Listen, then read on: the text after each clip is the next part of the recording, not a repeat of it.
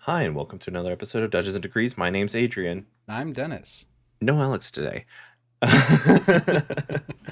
um, sorry, I wanted that awkward pause to like, where's the Alex? Where's the Alex? No Alex, we have Dennis today.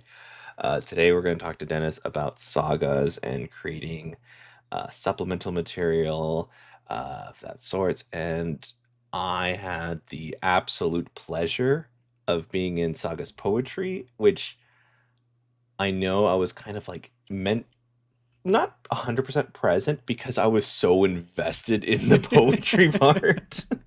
I kind of just like, as soon as like, and here's a poem for you, I'm like, okay, on to writing. Just it was a good time. I'm glad you had fun. We've run so many of those games, but for a little bit of background, I created SAGAS, and it stands for Setting and Genre Agnostic System. I'm very proud of that name, and we've tried very hard to live up to it, and we have yet to like discover something that doesn't work in sagas. Like we've done in the same session once over on Roll D5, we visited a slasher horror universe immediately after being in a hospital drama.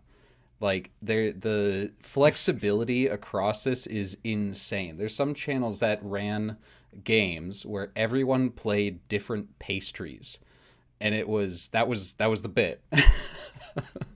Yeah. And so we made a ton of supplements for this, a bunch of one pagers, and probably one of my favorites that we've created is Epic, the poetry one that we played together. Yeah, I know. I just really enjoyed that last bit of everyone shooting off their poetry and it being an encapsulation of what our characters were kind of like in their mindset Mm-hmm. as we progressed through this story. So it was very good, very wonderful. I loved everyone that was on It there was a was great great, and cast. It I was had a so good much fun. time. Hmm.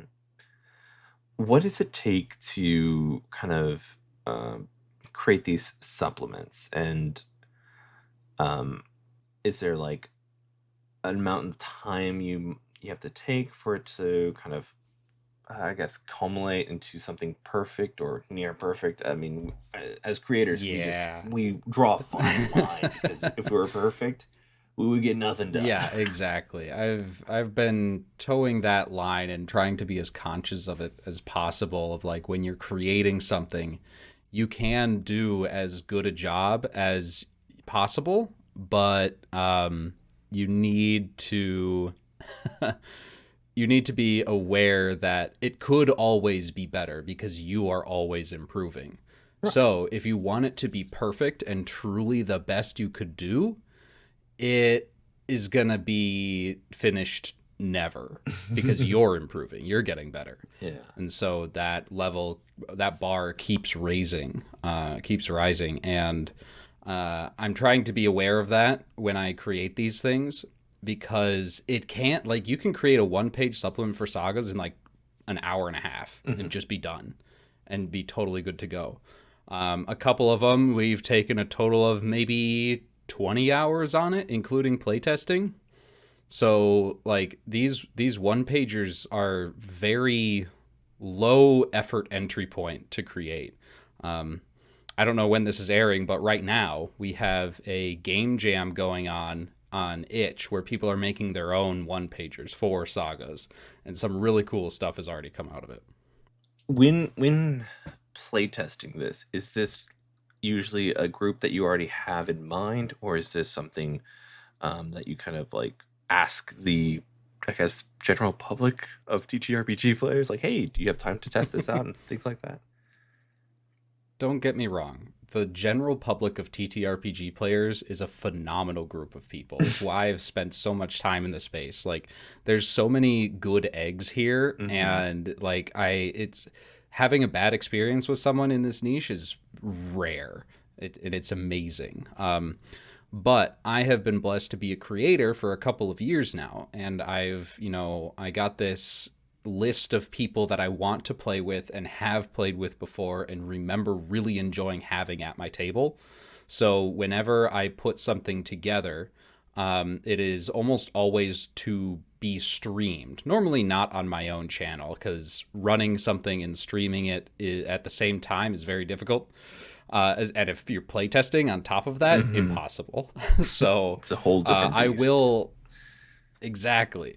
So for almost all these one pagers, I've play tested them on a friend's channel, like Roll D5, Just the Human, a lot of different places, Churney Adventures, and I usually work with them to whoever's producing it to put together a cast that we think would enjoy this type of game, whatever we're testing. And that's we try to find people who will enjoy it and be able to give feedback, like have experience with whatever genre it is. Is there a I guess supplement or a theme within sagas that is your favorite? Oh, normally people ask me what my favorite mechanic is, so I have that answer on lock. But it's theme.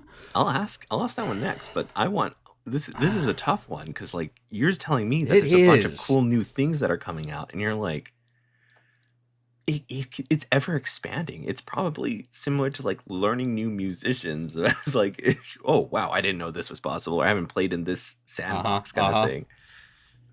It's very much that. In fact, that was part of the inspiration for why I created Sagas in the first place, is because I wanted to be able to play in those sandboxes without learning new rules. Mhm. And that's why I created it in the first place. It wasn't until long into the process that I realized, wait, there's so many universal games that are already designed to do this. But we steamrolled ahead and made Sagas, its own unique thing, and we're pretty proud of it.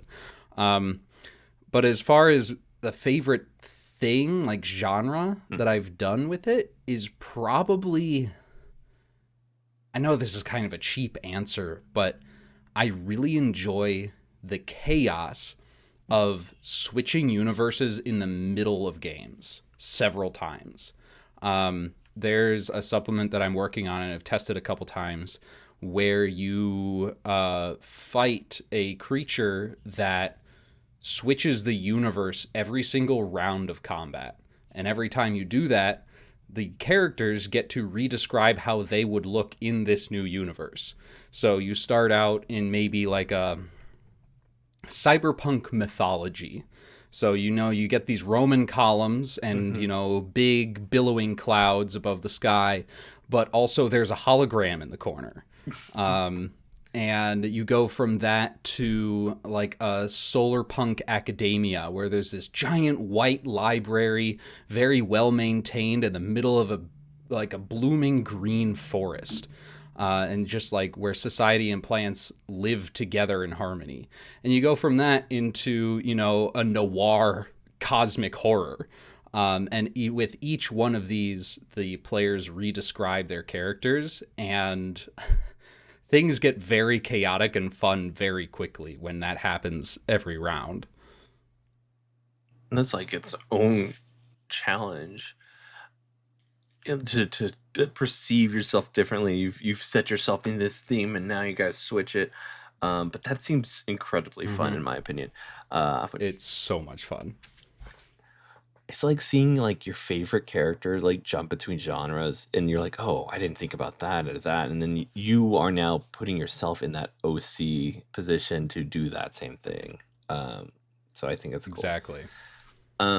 Okay, the question that you had locked and loaded, your favorite mechanic. I really, really set myself up here, didn't I? So, my favorite mechanic in Sagas is, there's really two, but one of them just barely ekes out the other. The first, or my second favorite, is effort in general. So instead of having spell slots or mana or stamina or all that stuff, we instead have effort. And it's basically short-term energy that can be interpreted however you need it to be to fit your character in the genre. So it can be what you use to cast spells. It can be what you use to run fast. It can be what you use to help your allies and combo with them.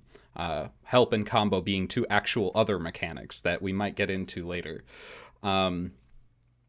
But what I really enjoy about it is something that I stole from Powered by the Apocalypse and EZD6, where if you fail, you get something. And in Sagas, you generate one effort every time you fail a check. So that even if you... so you roll to avoid a monster's attack, and if you fail, you get hit. So you lose health, but you generate effort. So it's no failure is a total loss. You'll always get some effort back. The other one that I really, really enjoy is the death and dying mechanics in Sagas. When you reach 0 health, you have 2 options. The first is to just fall unconscious. And I really enjoy putting this decision in the player's hands instead of making it a mechanical thing that forces a character to die. They get to decide when their story ends, essentially. I've heard too many horror stories that involve a player character death and, someone leaving the table and never coming back. And I don't want that to be common, maybe even not possible inside Sagas. So you can just decide to fall unconscious if you feel like it. But if you feel like this is the time and your character is ready to go, then you can enter your last stand. And essentially, at 0 health, you resign yourself to death. And there's no way to survive a last stand. But for a couple rounds, you get a huge power boost.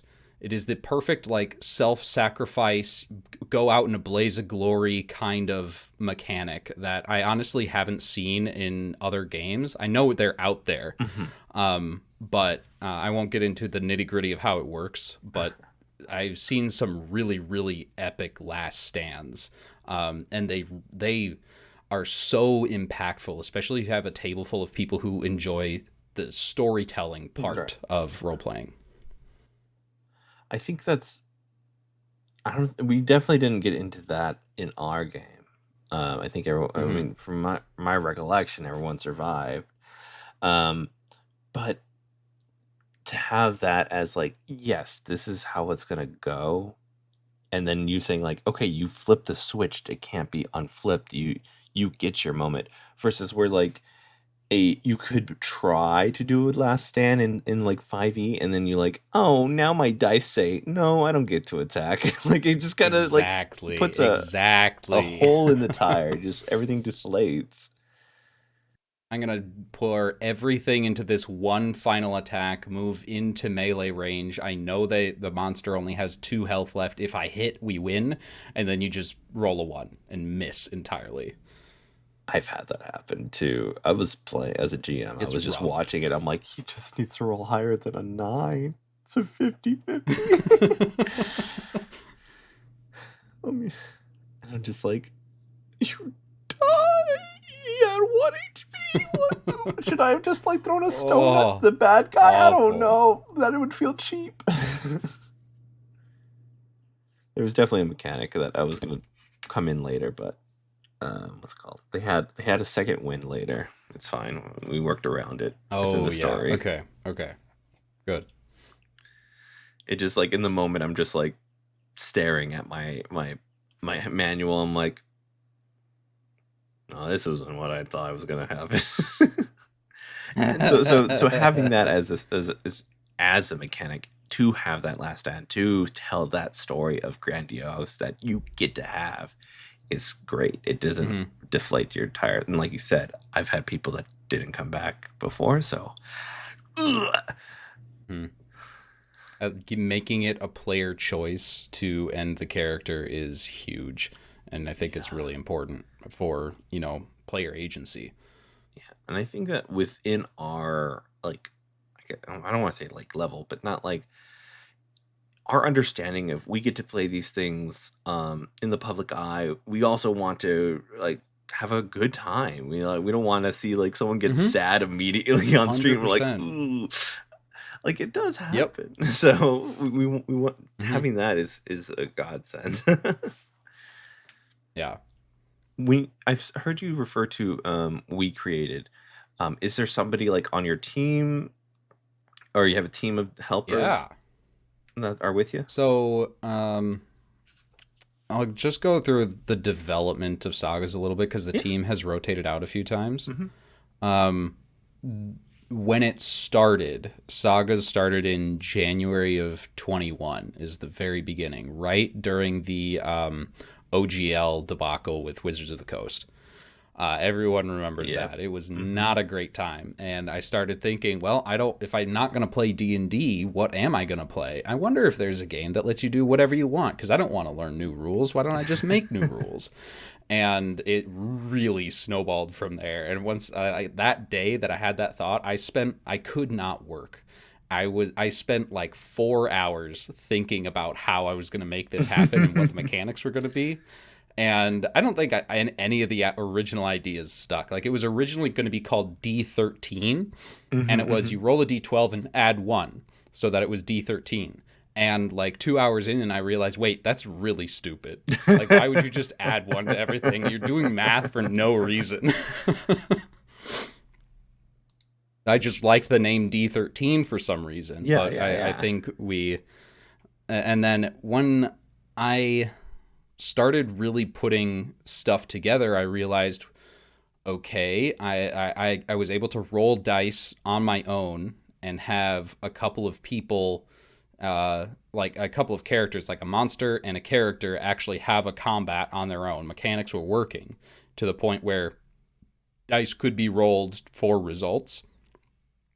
And then I called up a couple of my friends. One person that I know from my desk job, another that who was my game master for my longest stream campaign, and a third who I knew also from the space that had game design experience.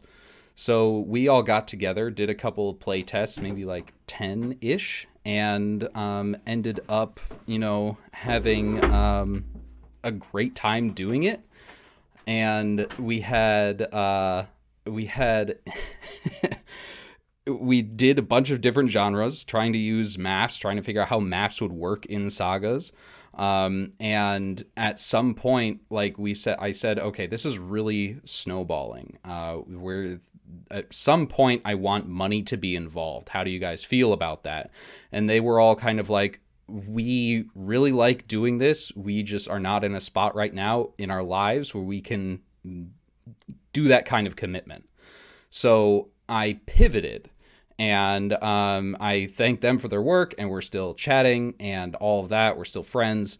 And I pivoted and started thinking about how am I going to raise funds for this? And I looked into doing a Kickstarter. Um, and as I was doing that, I started looking at, okay, once if I get funds, that means I will have a team, and I'll be able to have a team. So I can get an artist, I can get a layout designer, I can get an editor, I can get a project manager. And those are the 4 other roles for people that I put together. Um, our artist Rook Zero has been phenomenal from the beginning. Our layout designer Kedhup has been doing amazing work, and I'm upset that we haven't been able to like share any of it yet because this is my first project and I've been like mismanaging a lot of it because it's the first time I've done something this big. Yeah. But so in a couple months, we will finally actually have the pretty version of Sagas out and able to be played. Right now, it's just the rules that are freely available. So we do have a team. And the editor has been great. I think I worked with the editor the most so far, working on like being on calls and just hashing out mechanics, getting down with figuring out semantics. Yeah. When you're actually putting that much work into something, to the point where like, wait, do we put a comma here? That's when you know it's like shit's getting serious. It's a next level So stuff. we ended up, yeah, it really was, and we ended up raising almost $10,000 as part of the Kickstarter. We hit funding goal in the last like 24 hours, I think. Very stressful time. Um, but yeah, it was a lot of fun, and it's been a lot of fun the whole time. And now I'm just playing my game on as many people's channels as I can, and people seem to like it, so I get to keep doing it. It's great. Hell yeah. I love to hear that. When designing, from I guess the point after when you started to like, I need to start a Kickstarter, what was that time period like? Um, did you feel like you needed to have a threshold before you started the Kickstarter, or was it just my threshold will come Yes. as things go? So it was when I realized that I didn't want this to just be like, a Google Doc that I put on a website for free. I was putting a lot of my time into this, and I wanted to see what I could do with it. And I wanted to like get into like experiment and see what publishing a game would be like. Because every single aspect of tabletop role playing games that I've experienced so far, I've loved. I started out doing YouTube. It was a ton of fun. I had to learn a lot about editing and audio and lighting and all that stuff. I pivoted into actual plays and had to learn about casting. And unfortunately, it wasn't until that point that I learned about safety tools, which are wildly important to me now. At least the lesson was learned, you know? Every single new area, I I enjoy learning about it. Even as far as like painting minis, I've loved that. I have a whole shelf here off screen that you can't see of about 100 different minis that I painted myself years ago because I learned something, and as ADHD commands, I drop it and pick up a new hobby. But it's all TTRPG related. Right.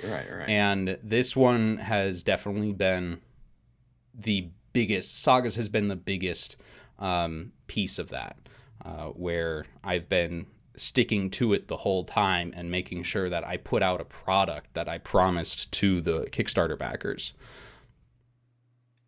So I guess I went on a little bit of a tangent, but to answer your question, I decided to do a Kickstarter when I realized I wanted art in it. I didn't want to just take a bunch of stock art, and I wanted it to look nice. Mm-hmm. And art was the big step in realizing, wait, this is going to need funding. Where's your current like kind of timeline you have to releasing something full? Is it just whenever it feels good, or do you giving yourself a date? What does your ADHD require? That's a great way to put it. Exactly. People are work in different ways, so it's to have different perspectives. We do. You figure it out. So I think it was beginning of March. We published version 0.9, mm-hmm. which is the finalized rules that the backers have had for a while, but we finally published it and made it public. And you can go on itch and search setting in genre agnostic system or sagas, and it should come up, and it's the one with the really cool cover art. Yeah. But that's me being biased. So that's version 0.9, and version 1.0 is currently planned for June or July this year. So coming up pretty soon. Ooh. Love to hear it. What is when working on a project like this, is there something you do to prepare yourself, or is it because it's part of your kind of ADHD brain, like I gotta do it, you're just automatically locked in? It's much easier at the beginning of the project, okay, when it's fresh and new and pretty and shiny. at some point, maybe like, it depends on how much I need to learn in order to get good at something. Mm-hmm. But the turnaround time is usually about 6 months to a year. I'll admit there were times when I was like, you know what? Sagas is cool and all, but I want to move on to something new. But I'm really, really glad that I stuck with it and it's come as far as it has. One thing that's definitely kept me accountable is having backers that, paid money and I Yeah. made promises to. I mean, like, I can't let these people down. Mm-hmm. At this point. It's not just I'm a fan, I would like to see you do more. It's I paid you money and you promised me this thing. So I need to hold up my end of that bargain. Right. With you working with an artist, did you like search them out because of the stuff they already had, or did you already have a vision in mind before you start looking? I So Rook Zero is my artist, and he and I met through another YouTube channel that we both guested on as a part of a panel. And I saw that what he does is every like 3 days a week he goes and streams to YouTube and or Twitch and just makes sketches of chat suggestions. And I looked through his art of those just sketches, and it was really, really good. Like, he was putting out some really, really cool stuff. And so he and I came to an agreement and started, like, I'm basically paying him to look at his own art and like, edit and colorize it. Because he'd already done a bunch of that stuff, we were able to, and was basically buying in bulk. We were able to work out a deal where I thought it was an achievable goal as part of a Kickstarter. And his work has been phenomenal. And when we start like leading up, when we have an actual release date, I'm gonna start releasing that art that is inside Sagas on like social media and stuff, and start really showing off what he can do. Just looked up some of his art. It's pretty freaking cool. So cool. Yeah. Like, see, there's you can see the difference between the sketches, which sketches are great, but then the color that is put into it, it brings it to a Mm-hmm. whole different level. It really does. Like, these are funds well spent. 100%. Hell yeah. Um, what do you see in the future for sagas? Like, is there a next step? Is there just more supplements? What's the future of sagas? I know it's not So fully released yet, but like, no, it's still definitely something I think about. okay. Part of the Kickstarter was we promised 5 zine supplements.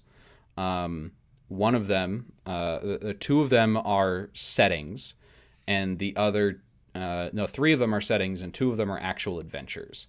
Um, the first one we're going to release, I've already put a new team together to help me work on. Hmm. And we are just, right now, we're just playing a game inside this setting of Grim. And Grim first of all, it's small. Like, the player characters are mice and bugs and about that size. Hmm. But it is also Victorian steampunk. So, like, full on Frankenstein, gears, steam, electricity. And when you think about things that advanced on that scale, it gets really, really fun to like describe like the mouse's, coin armor Hmm. and stuff like that. And it's very, very dramatic as far as like the factions that exist. It's set in and around an old bookshop. So there's the wall where the upper class live, all these rodents and bugs that, own businesses and make money to live comfortably with, indoor plumbing and electricity, which was totally new at the time. Like, humans don't even have this stuff yet. Hmm. Um, And but out back there is a war raging, a gang war between bees and wasps, and you have to make sure that you keep yourself appraised of that situation so you don't get caught up in something that's very dangerous. Mhm. There's also the basement of the bookshop where the skinny Charlie, the obese earthworm, for that character I took inspiration from the Duke in Resident Evil. Um, and he's the shopkeeper in the village. Okay, I know what you're talking about. Yep. Just like this guy that's very rich and like almost grotesque, and he is also takes a little bit of inspiration from Kingpin, the villain from Marvel, Yeah. where he's a very large mob boss, and he knows everything. He's a businessman, and he does like oversees crime, essentially. And he lives in the basement. And then there's other actual things to deal with, like the cat, like the bookshop human bookshop owner's cat is the beast Hmm. that lives in the main floor and crawls around the shelves, stalking the mice and bugs. And it's just like we made a stat block for it, and it's like the hit points and all the stats are just off the charts. Like this is not something you Yeah. fight. This is something you run from every Mhm. time. And so that is the setting that we are releasing first. It's called Grim, and there are a couple others. You know, there's going to be an underwater cyberpunk one. That's an adventure that I'm pretty excited for. There's going to be a high fantasy one where we create the world with like a twist. Um, there is going to be one of them is cosmic horror in a trailer park. It's an adventure that I wrote originally for D&D, but I decided to twist it into SAGAS adventure, something that we could publish. And I'm excited to start working on that one too. But these are zines, and I want to put effort into them Mhm. because they deserve it. And so these are going to be released over the next like 2, maybe 3 years. Gotcha. Yeah, of course. Kickstarter projects, well, you fund them and then they come when they come. And then you wait. Yeah, my exactly. my co-host has like, oh yeah, I bought this. Oh, this is like a present. Yep. I've been there. I wasn't. I'm not. I'm not in a financial place to spend money right now. Why did I buy? Oh, that's right. I bought this 2 years ago. Exactly. With creating sagas, with collaborating with other channels to assist you, are you reaching out to them? Are they reaching out to you? What is your method of finding these people? Well, normally, like lately, I've been reaching out to them. That's how I have been, functioning. It's how it worked for me when I was doing YouTube. Hmm. Turns out, if you reach out to people that like you think would work for you, not work for you, but work with you, and they might have time in their schedule to, Hmm. accommodate that. Almost 100% of the time, they say yes. It's great. I love this niche. But if they're like widely known and have close to 1 million subscribers, then the chances get a little slimmer Yeah. of like they're like they'll say yes, this is really cool, but I'm booked out for the next 2.5 years. It Yep. turns into a scheduling thing, which by the way is, yes, scheduling is awful for normal D&D parties, or so I thought, until I started doing actual plays and I realized, whoa, now scheduling is real beast. But usually, yeah, I'll reach out to them. Um, but recently, maybe a couple weeks ago, I put out a social media post because I'd been playing Sagas. Sagas has been on like close to 40, maybe 50 channels at this point on Hmm. Twitch. And I put out a thing saying, hey, I would love to run sagas on your channel. Just like comment and we'll connect on Discord. And I got so many responses. I have so many things in the pipeline right now. Just going to channels I've never been on before, and Hmm. like seeing how much interest there is in people like putting effort in and producing. Because if you haven't produced an actual play before, I'll tell you, it's a lot of work. Like, Oh there's so yeah. much you have to do. It's not just press stream and go. There's so much other stuff you have to do in order to even make it barely function. And then if you want it to look good and sound good, that's, triple that. Hmm. It's a crazy amount of work. And I have so much respect for people that do that often. And people want to do that for my game where I'm running it. Of course I'm going to fucking do it. Yes, please. So I've been very, very lucky and blessed to have, people like that interested in playing my game. Hell yeah.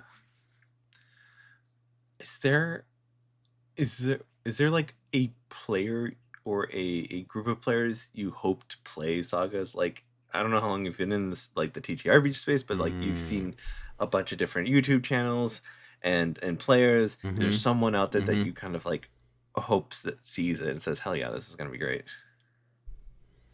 I mean, the obvious answer for anyone that you would ask this question to that created something is either Matt Mercer or Brennan Lee Mulligan, right? Mm-hmm. Mm-hmm. It'd be so cool if one of those guys saw my stuff. Or really anyone from Dropout that runs games. Abria, like there's so many people there. I wish I had time to watch it all. Yeah. Um, but like if someone of that level noticed Sagas though, I don't know. I'm actually a little bit hesitant to say I would enjoy that Yeah. because I don't want Sagas to explode to their level or anywhere near it. Like, those people do this for a living. It Mm-hmm. requires so much effort, and with more eyes comes more scrutiny. Right. And I like there's gonna be people if 100,000 people play Sagas, there's gonna be some of them who just hate it and make it known that they hate it, and I don't want to deal with that. Like, I'm Yeah. doing this to have fun, Right. so like I'm gonna play with people that think I'm cool or my game is cool for some reason, Mm-hmm. and Mm-hmm. who I Mm-hmm. think are cool in exchange or in return. Yeah. And as long as I can keep doing that, I'm happy. Like, I feel like I've already made it to the point of popularity I want to be at. Um, so yeah, I mean, like, if I want another channel to run Sagas, it's probably going to be one that's already run 10 Sagas games. Mm-hmm. Have you already had that type of scrutiny as you've built this? Yes, there has been a little bit, especially during development. Mm-hmm. I mean, have you ever been on Reddit? Yes. It's a plethora I of went people there with too many for opinions. so many opinions, so many. Mm-hmm. I went there and through there found a Discord channel for specifically for like RPG game design. Mm-hmm. And there were a lot of people on there that, they didn't mean like poorly, but they did say things that like this is just bad. And it hurt, and I took it to heart, and I fixed it, and it was hard to do. But I'm glad I did, because as a result, I think the mechanics of Sagas definitely, certainly merit their own existence. Like, I don't think there's another game that changes the size of the die you roll if you're better at it, Mm-hmm. is a roll low system, and has like a stackable advantage mechanic on top of changing the size of die you roll. Mm-hmm. Like, I don't think that exists anywhere. It might. I couldn't find it though. There's so many things out there. There's been a bunch of Mm-hmm. creators out there. Yeah, I didn't want to just make another D20 system. Right. There's so many. Mm-hmm. No, And so 100%. I didn't. I made it something new and different. As you've gone on this kind of journey of creating this, is there any creators that you've kind of bumped into that have been super helpful or like kind of mentor Yes. towards you? Absolutely. The list of that is so long. So when we were nearing the end of our Kickstarter campaign, we were still $2,000 short of our goal of 9,000. Mm-hmm. And I realized I was starting to think, you know what? We might not make it. We are still like, we only just crossed the halfway point. And I know there's supposed to be like a spike at the beginning, it levels out, and then a spike at the end. And we're going to need a hell of a spike at the end in order to make this funding goal. Mm-hmm. And so what I did is I reached out to the friends I had made in the space through the last year and a half of doing YouTube and actual plays and all of that. And they reached out in turn to their communities and said, hey, this is really, really cool and you should go support it. And we blew past our funding goal. Like we raised almost an extra $1,000. And that was one of the happiest moments of my life, is seeing that sort of support from, and like seeing my effort pay off and seeing that I have support from my friends. All I need to do is ask for it. It was beautiful. No, absolutely. I think that ask for help is tough depending on your mentality, but like as I've grown older, I understand that it takes a lot more than just myself to do certain things and to grow, like potentially grow a community. I have to ask, hey, can I be on your channel? I can't just wait for someone to just grab me by the hand and whisk me away, right? Yeah. You have to Doesn't be work like that. connected and you have to say, hey, this is what's going on and this is what I'd like to happen. Can you help me out with this? 100%. And learning. I think you hit on something really important, that, I was in the mindset of, if I keep doing this long enough, someone's going to notice me and ask to be on my channel. Mm-hmm. But I instead realized that, what if I just reached out to them? Because I would love if someone reached out to me and asked to be on my channel. That would be, the highest honor. It doesn't really matter who it is. Mm-hmm. Yeah. If someone is interested enough to, want to join me in what I do, that's great. Why don't I show that to others? Right. And say, hey, you do really cool stuff. Could I be a part of that? And even if it's just like a one shot on one night, and that's all the commitment you can do, that's all the commitment you need to do. Yeah. It generates so much positivity in the space and support across creators. Do you see, because you kind of talked about your kind of hyperfixation and changing, is that, you already have plans for the next couple of years to create these supplements for sagas. Is there like other games, other stories, other things that you're currently like already thinking about, or is Saga's taking your whole time right now? Sagas has pretty much taken my whole time. Okay. And, I, like many of us, have a shelf that is sagging under the weight of unplayed games. It's very look relatable off screen content to your own collection. Yeah. And I look at those games and I realize I don't know if I'm ever actually going to play them. And for me, it's not even that many. It's like almost all D&D books that I bought before the OGL thing. And then a bunch of other gifts I've received for Christmas, free games, or games I bought to support my friends. Yeah.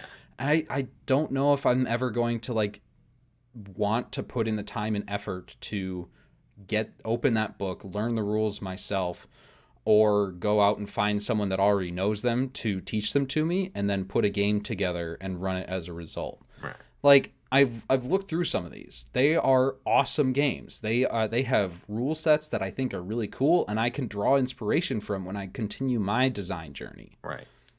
But Sagas is my baby, and it can do anything. So, like, if I want to play Avatar The Last Airbender, guess what? We've done that in Sagas. Go check out Talking XP.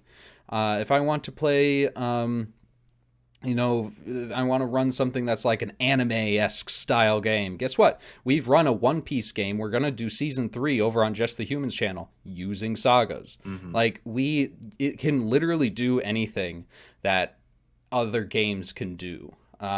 There's always going to be those that really, really want the crunchy mechanics of like, your Beckme, the original box D&D, like first edition or 3.5, or GURPS. There's a lot of really cool and well-built crunchy games out there. But I really like telling stories over learning rules and doing math.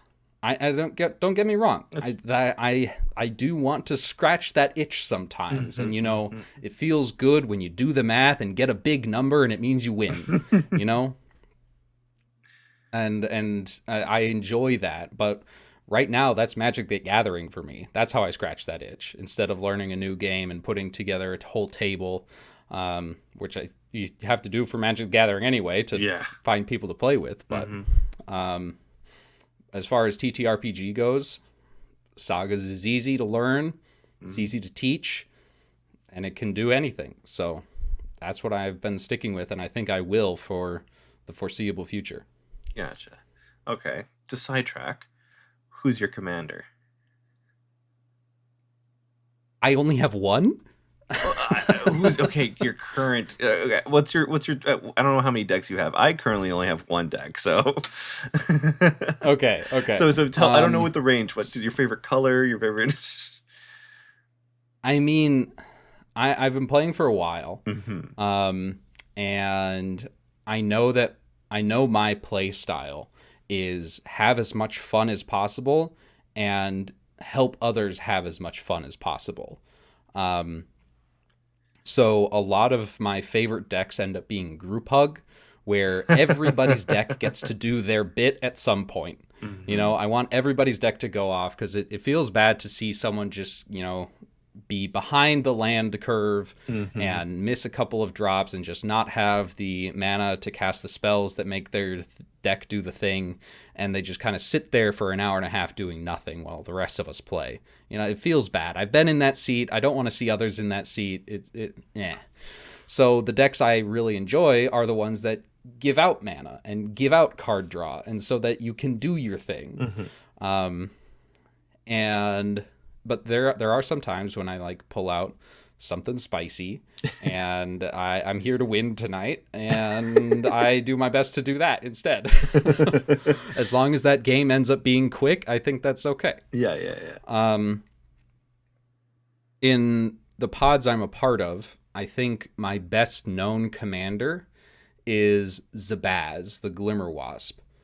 And it is the reason it's well known is because it's a 1-drop commander and it's colorless. So I play a land, tap it, and cast my commander on turn 1, and the deck starts going off from there. It's so reliable that way. Like, and people are like, "Wait, you're casting your commander already? This is usually turn like I expected that to happen half an hour from now." Yeah. So I think that ends up being very, very fun. So okay, real quick, because I don't know. I know it's like the rules are like whatever the color of the commander is. So is like your whole deck colorless? So it's not quite that. In Commander, the colors you're allowed to have in your deck are all the color symbols on that commander card.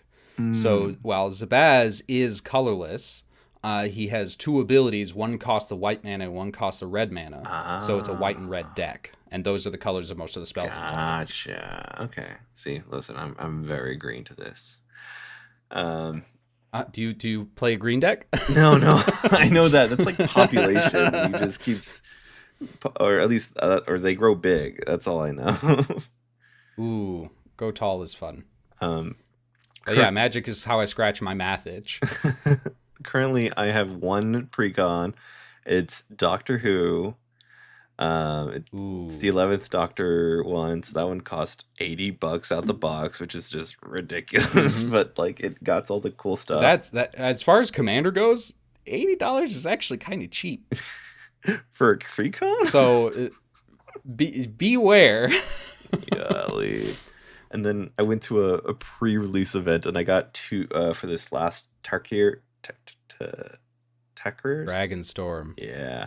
Tarkir Dragonstorm. It's been a lot of crazy releases in that one. And then I pulled 2 Ugins, and people were like, "What the fuck? Oh, he doesn't even play Magic." And I said, "Yeah," because I came in saying like, "I'm just here to pull cool cards. Okay, that's all I'm trying to do," and I did. That's amazing. It paid for my entry Amazing. fee, Well, so let I'm me all tell you. good. I still Yeah. got 1. I just don't The know. I mean, I don't know what to do with it. I think their freak out was merited. 2 Ugins is crazy. Um, I want to jump to the anime with Just the Human, the One Piece adventure. Mhm. Is that your number 1 anime, or is that just the people who ran its favorite anime? Oh. One Piece is amazing. Don't Okay, get me cool, wrong. cool, cool.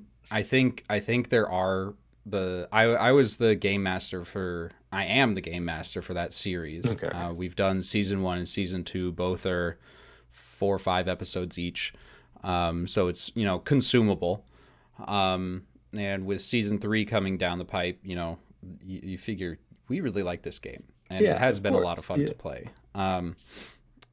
But I don't think I can say that One Piece is my favorite anime. Mm-hmm. My number 1 favorite anime is probably Hunter x Hunter. It's Good. brilliant. It's so good.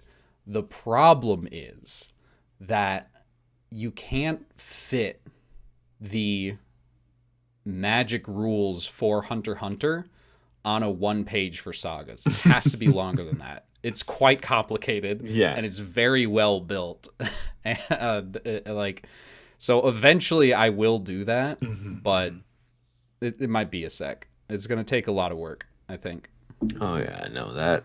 Hunter x Hunter's like the Chimera Ant arc was just so crazy to see. Like, oh, by the way, these guys that are supposed to be top are being outclassed by bugs, and I'm like, "Ugh, this is kind of scary." Mm-hmm. It gives you that the classic anime. No, I'm more powerful, and like chills down your spine. There are Mhm. very few shows that do that for me now, but it reminds me of when I was like 13 discovering these shows for the first time. Oh yeah, so good. Question for you, Go ahead. and potential spoilers for anyone listening. Have you seen Solo Leveling?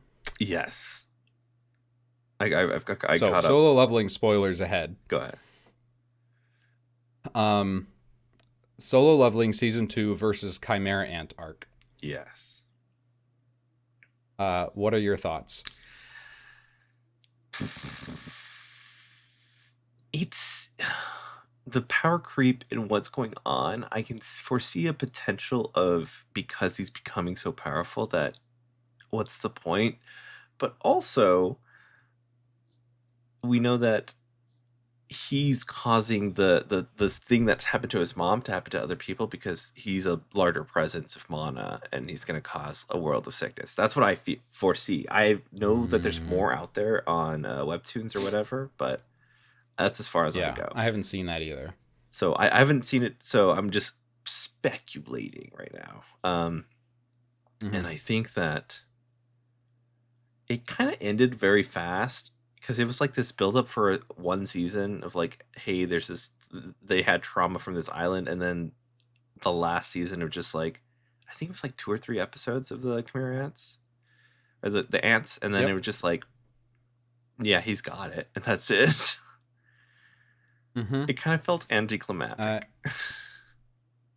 I'm in the same boat. Um, uh, I don't know where they're really going to go from here. Mm-hmm. Like, they're going to do something with his dad for Right. sure. Like that's really the only loose end. Maybe the Japanese CEO might be an antagonist of some sort. Mm-hmm. Um, but I don't know where it's going to go. Right. Whereas there's this 3 episode ant thing versus the Hunter x Hunter Chimera arc. I mean, other than the length, there is another very, very big difference between them. Right. In Solo Leveling, the ants aren't characters. They are in the Chimera Ant arc. Right. They are, thought out villains with understandable stories and in some cases relatable emotions. We don't get that at all for the solo leveling ants. And so, like, while it's hard not to, because it's hard not to compare those two, I feel like it does put a damper on solo leveling a bit, which I feel bad about because I love that show so much and it's so cool. But I can't help but compare it to my favorite anime. So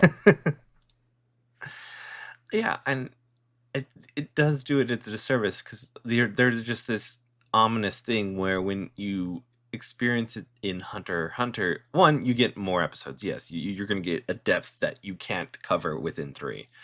But 2, their characteristics, they have different motivations. They kind of speak to a different point of view, and it fleshes out more of what the character needs to do to grow to combat and fight these people versus shows up, fights the final big bad, and part of you is like, he's not gonna lose. He hasn't lost. At some point there was this kind of mortality to this person, but now that we've seen him do this, he's gone to the level of like almost Superman, where it's like, okay, you don't touch he Superman. needs to lose. Yeah, he needs to lose, and it's going to be through other avenues, like threatening something close to him, threatening this or that, and it's never like because he's so a paragon of invulnerability at this point. It's just like my attachment to that character as he's losing his humanity is slowly kind of like, I am losing interest into someone that's losing their humanity, which makes sense, I guess. Yeah. That's why I like power from a writing perspective. Yeah, go ahead. From a writing perspective, I fully agree, like, about the losing interest in a character because they are becoming less relatable. And I'm worried that his character is going to go from a protagonist into a plot device. Right. And I feel like there's no development that's happening, at least not from an emotional or like spiritual standpoint. There's only, I'm more powerful. And while they do that very, very well, it's kind of stale without the emotional backstory, which is why in the episode where his mom is, comes back, best episode of that show by far, because our main character, who's becoming inhuman, shows emotion. Right. And we know that there's still a person in there. And it's like, I don't know. When I have this thing where like I get very sappy whenever there's like a parent-child relationship and there's happy tears in a parent-child relationship in any sort of media. So like the end of Tangled, when 2 non-speaking roles finally see their daughter for the first time, I'm bawling on the floor. It's a good one. So I really, really enjoyed that episode. Again, because it shows he's human. And I feel like he's going into this sort of, like you said, beacon of invulnerability, like almost One Punch Man-esque, but without the bit. Yeah, and I think like the intro has that like him like dying, his like original form dying in like cold, his pale skin, like that has more interesting things going for it versus the emotional or the mental question that he hasn't asked himself too much. That could be there, but I mean, hey man, I do also like hit thing hard, things explode sometimes. Okay, like there's nothing wrong with that part. I do just like would love big more hit, depth. big boom. Yes, exactly. So yeah, I completely agree. But to go back real quick to the anime, One Piece is my number one. I have been indoctrinated. Ooh, good. Well, we've got a Saga's one-pager for One Piece, Yes, if you're interested. I wouldn't say no to look it up and play it. My friends would probably love that. we have this evolving, cascading group chat of people we've gotten into One Piece, and then like once they get to everybody else in the episode, they join that group chat, and then when they surpass them, we have Oh, to I make a love new that. group chat, and it's just we've watched somebody watch in last, I want to say, where are we at? 416. The last 4 months has gone to episode 800. So they've been putting in the work. Wow. Also, Wow. Spite. I know Just the Human is doing stuff like that. It has been really like when we pitched this One Piece game, Mm-hmm. the producer, Just the Human, was on episode like 150. And so we, in making this, had to be very, very careful of spoilers the whole time. And that chat was just us, like, just texting that chat about, like, the crazy stuff that was happening. So, you know, the Paramount War, everything. Penny's love. It's so much fun. It's so good. Mm-hmm, It's mm-hmm. that. It's like I wish I could relive it again. Kind of feel. Ugh. Usopp, no. God, do you Usopp? Oh. Never thought a boat would make me cry. Yes, you know, all an that iconic stuff. line which nobody gets unless you've been there. Uh-huh. A boat, a dog. Oh, it just keeps going and going. We've reached the hour mark. You have to come back when we have Alex. It's going to be a hoot. Also, oh yeah, to continue indoctrinating more people into the One Piece cult family, whatever you want to call it.